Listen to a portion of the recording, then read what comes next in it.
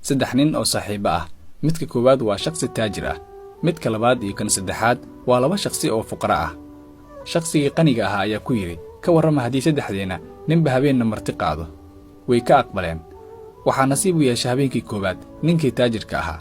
waxa uu u sheegay shaqaalaha gurigiisa in caawa ay marti u soo socoto una diyaariyaan cunto fiican. sidii uu rabay ayay wax u dhaceen. asxaabtiisa ayuuna guriga keenay, cuntadii ayayna cuneen. habeenkii labaad waxaa nasiib u yeeshay shakhsigii labaad. hooyadiis ayuu u yimid. waxa uu u sheegay in caawa asxaabtiisa ay u imaanayaan una kariso cunto aad u wanaagsan.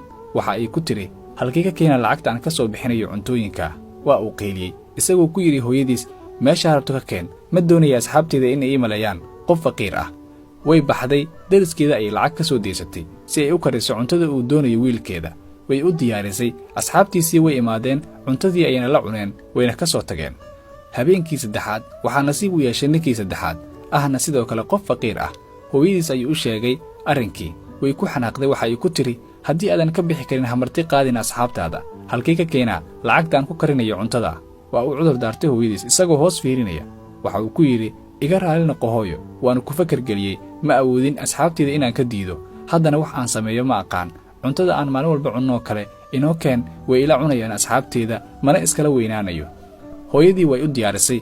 waxa ay miiska u saartay saxan timir ay ku jirto ukun, caano iyo biyo.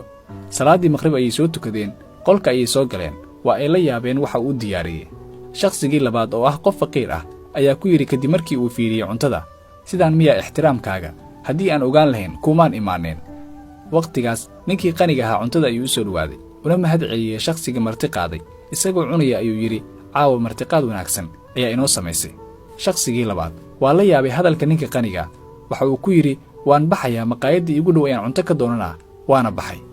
labadoodii ayaa soo haray, cuntadii ayayna dhammaysteen. shakhsigii martiqaadka sameeyey waxa uu weyddiiyey ninkii qaniga ahaa, maxaad iiga tegi weysay sida saaxiibkan iiga tegay oo kale? waxa uu yidhi ninkii qaniga ahaa, walaal, lacagta ma tilmaanto shakhsiyadda qofka, waa wax wakhti ku xidhan. waxaana suurtagal ah inay timaaddo maalin aad iga lacag badan tahay.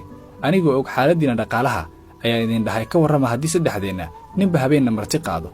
waxaana doonayay inaan ogaado wejiyadiinna xaqiiqda ah. waana kaaga mahad celinayaa martiqaadkaad inoo samaysay. saaxiibkeenna waxaan ogaaday wejigiisa xaqiiqda ah iyo inuusan gelin saaxiibtinimo. sidaa arkaysaba hooyadaa horteeda ayuu isku dayey inuu kugu ceebeeyo, iyadoo isku mid tahay xaaladdiisa dhaqaalaha iyo xaaladdaada. laakiin waxa uu gashtay dharka isla weynida si uu ii tuso inuu yahay qof qani ah. laakiin adiga waxaad tahay qof wanaagsan oo nolol aan isla weyni lahayn ku nool. mana kaa muuqato inaad tahay qof aniga iga liita. saaxiibkayga daawanayow, ha iskala weynaanin noloshaada wax walbay ahaato, oo noqo qof leh hal weji oo wanaagsan. waad ku mahadsan tahay daawashada muuqaalkan. haddii aad ku cusub tahay, sabskraib dheh janalka maanta si ay kuu soo gaaraan muuqaalada cusub.